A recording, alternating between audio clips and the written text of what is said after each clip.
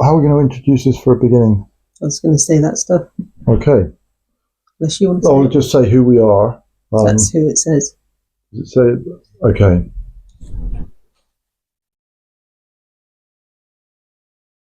We are Jonathan and Heather, and we sadly said goodbye to our 32-year-old daughter last December after a 4-year battle with cancer. If you have questions about life, illness, cancer, God, healing, life after death, facing the future when all looks bleak, or keeping going through the storm, or things haven't worked out quite how you expected, please join us as we think about some of these issues. So I have a question for you. Great. When did this all start?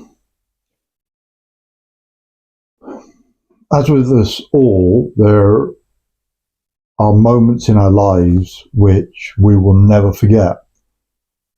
So many moments we can't remember, so many days and weeks and months and even years that we can't remember, but there are moments in our own lives and moments in history that stand out. And one of the moments that stands out was what was meant to be the first day of a family holiday gathering down on Exmoor 4 and a bit years ago.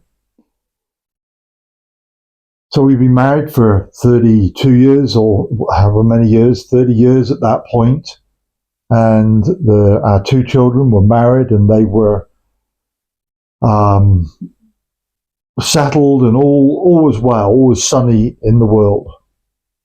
And we arrived, Heather and I arrived on holiday. We got to the holiday home a few hours before everyone else was due to arrive.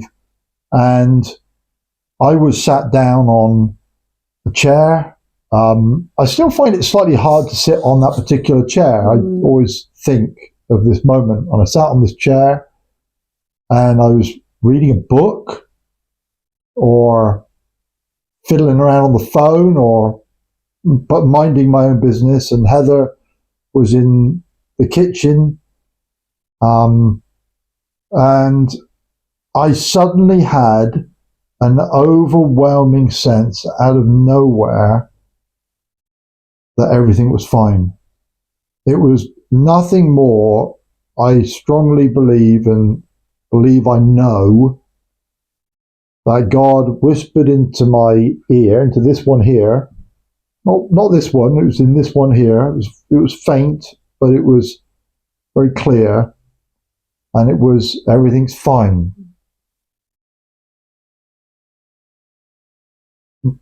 Kind of, that was it. It was like everything's fine. And it was like I knew everything was fine. You know, the sun was shining, we were on a holiday, but it was everything's fine. But it wasn't that loud. It was much quieter than that. It was like, shh, everything's okay. I've kind of got it all. It was summed up as that. I've got it all. You don't need to worry about anything at all. And no sooner had that word finished than the phone rang, Heather's phone rang, and I took off from my chair. Really, I can remember leaping from my chair, and I can't remember touching the floor, but I must have touched the floor because it was probably 15 meters round a corner and into the kitchen through a hallway. And I don't know why I did that, but I shot in there as Heather answered the phone, and it was Millie. And it feels like before she said anything, I said, everything's fine. Now, what's the problem? And then maybe you want to say what she said. So Millie had a little baby at this point, and she'd been breastfeeding the baby, and this cancer had got missed. She was 27, 28, something like that at the time. And eventually she'd been sent, this was the end of lockdown, end of 2020, and she'd been sent for a checkup at the hospital. They'd done a scan and they'd found this cancer massively spread under her arm as well. and she was in floods of tears. And as Jonathan said, it was really interesting as I'm hearing her speak to me, and it's the worst thing you could hear. I myself had had breast cancer about 10 years previous to that, but very small. It was like a centimetre in diameter, and wasn't expected to cause any harm, had a lumpectomy, had some radiotherapy. So I knew a little. I was familiar with the procedure, if you like. And it was really big, it spread. And it's the worst thing that you could hear, really. And as Jonathan said, Millie was crying her eyes out the other end. And I just had this most incredible peace. And I believe it was from God. It was supernatural. I myself would, I got worried about my kids. Where were they? Why weren't they home now? What's happening? And to hear this, I would normally have been, oh no, this is terrible. And I just had this incredible peace. And we went to bed that night and we slept through the night. And then we went back home the next day to begin the next stage, really, of our lives. If you want to know more, that's what we're doing this for. We believe that God has allowed this to happen in our lives for a very good reason. We're not angry with God. And please don't say that I am or we are. We're not angry with God at all. I would say the very opposite. The very opposite. And determined to be the very opposite as well. It's not a stiff upper lip.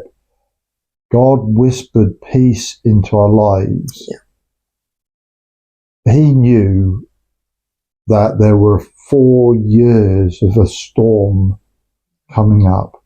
I don't want to go through any of those days again, although we miss Millie so much. Obviously, we have a faith. We have a faith in God. We trust in God. In exactly the way I hope and pray that the Bible shows, we have a childlike, strong faith in God. Millie had that as well. Our son has that. Many in our family, many people we know have that. So for Millie, we know she's gone to heaven. We actually saw her go to heaven.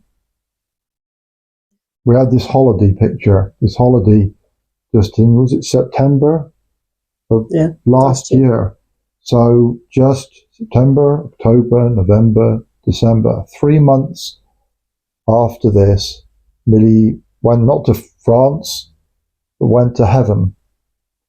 And one of the reasons, probably the big reason why we're sharing this, is we want you to not only know this peace, but to go to heaven one day as well. Thank you.